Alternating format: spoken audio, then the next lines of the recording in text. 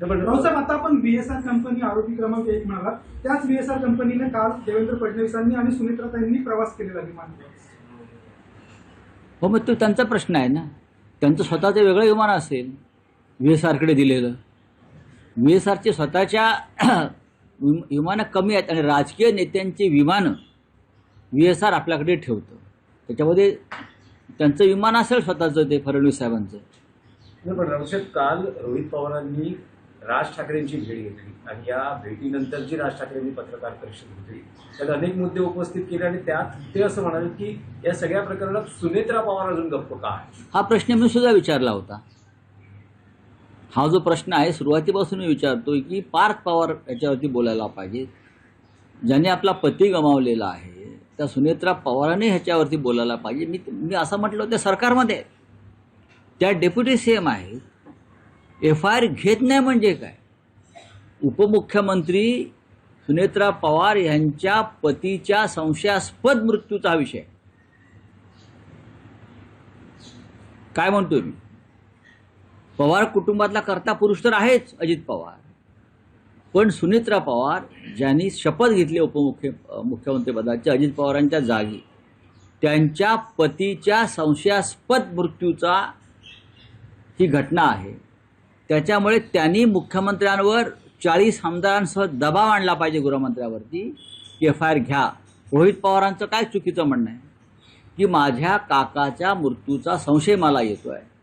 VSR company आणि DGCA यांच्या हलगर्जीपणामुळं हा सदोष मनुष्यवधाचा गुन्हा आहे, अशा प्रकारचा FIR तो हवा अशी त्यांची अपेक्षा आहे. हीच मागणी ज्याने आपला पती गमावला आहे, ज्याने आपला पिता गमावला आहे, त्यांनी केली पाहिजे. पण ती का केली जात नाही हा प्रश्न आहे. हा अपघात धोक्यानं की धोक्यानं असं देखील राज ठाकरे म्हणतात. नाही, ठीक धोका आहे. नेमका कोणी दिला?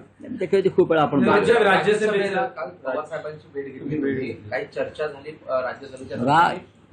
इस्पितळात आहेत माननीय शरद पवार साहेब.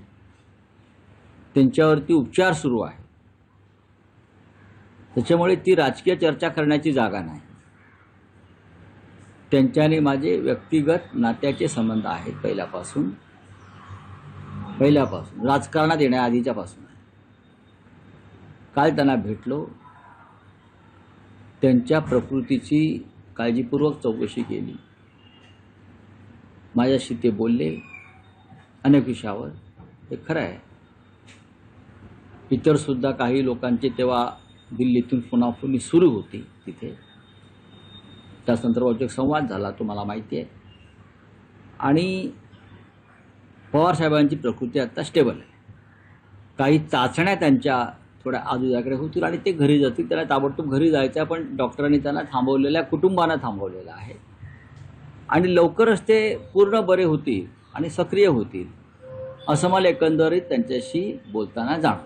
नाही, पण रावसाहेब, तुम्ही असं म्हणता आहात की राज्यसभेच्या जागेसाठी महाविकास आघाडी चर्चा होती. दुसऱ्या बाजूला आदित्य ठाकरे हे वारंवार शिवसेनेचा हा कसा. संजय राऊत माध्यमांसोबत बोलत होते.